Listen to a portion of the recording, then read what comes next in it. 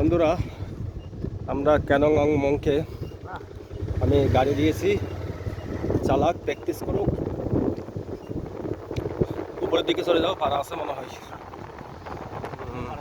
এটা পাড়া নাই বলছে স্থানীয় লোক, তবে ড্রাইভার হিসেবে তেমন পাকাপোক্ত না এখানে গাড়ি চালানোর মতো। তারপরে দিয়েছি প্র্যাকটিস করুক, আস্তে আস্তে চালাক। পরবর্তীতে ওকে দিয়ে আমি গাড়ি ড্রাইভ করাবো। যেখানে যাই গাড়ি চালাতে একটু ভালো লাগে না, নিরুপায় হয়ে চালাতে হয়। চালাই এলাকায় গাড়ি ভাড়ার কষ্ট বেশি। আপনার উঠানামা যে কোনো বাইকে 200 টাকা, যেখানে যান 2 কিলো যান আর 4 কিলো যান, উঠানামা 200 টাকা।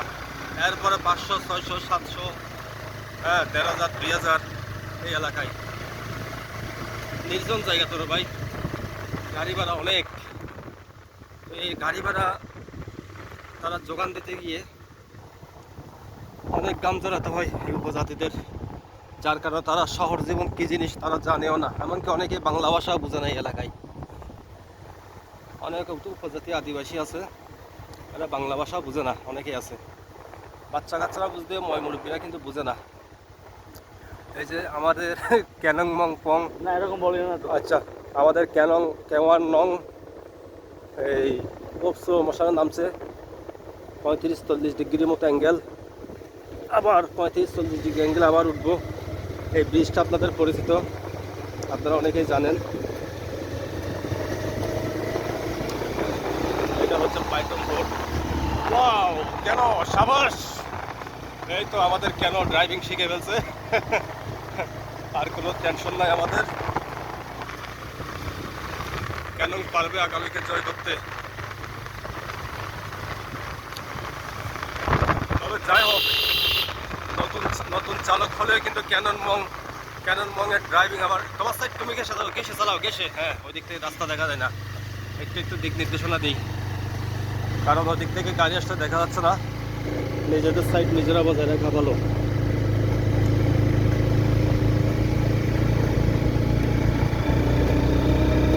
বামে থাকো, বামে আরো বামে, ওদিকের গাড়ি দেখা যাচ্ছে না, রাস্তাটা এইভাবে। বন্ধুরা, একটা জিনিস বারবার বলি, পাহাড়ি রাস্তায় বাইক চালাতে গেলে আপনি আপনার সাইড, গাড়ি থাকুক বা নাই থাকুক, আপনার সাইড কিন্তু আপনি ঠিক রাখবেন। এই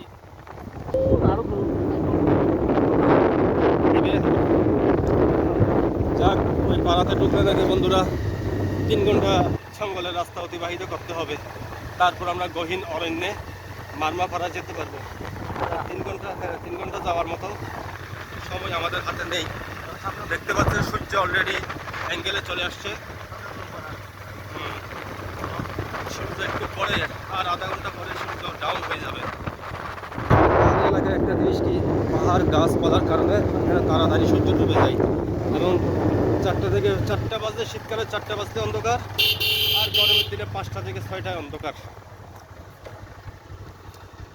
দেখি আমরা একটা, এই যে দাদারা এখানে কলা নিয়ে আসে, খুব ফ্রি, টাকা লাগে না, শুধু কাঁধে করে কষ্ট করে নিয়ে আসতে পারলেই চলে। আমি আসার সময় একটা কাঁধের মধ্যে দিয়ে আমি বাইক চালাবো, কেন কাঁধে কলা নিয়ে বসে থাকবে। আমার কলার কাঁদিটা শেষ হয়ে গেছে, সারাটা, আজকে আরেকটা নিয়ে যেতে হবে। নিয়ে গেলে সমস্যা তো নাই, এখানে তো ফ্রি সব। এখন নিয়ে যাওয়াটাই হচ্ছে ঝামেলা। বামে, হ্যাঁ। আমরা যদি ওই যেটা বয়কট করছে, যে পাড়াটা যাব না, সেই পাড়াটা যদি যাই, এইরকম রাস্তা 3 ঘন্টার রাস্তা।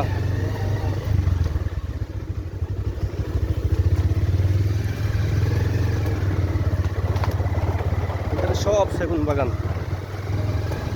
এগুলো আমার মালিকানাধীন। আমাদের ক্যানং মং যা আশা করেছি তার চেয়ে ভালোই চালাতে পারে।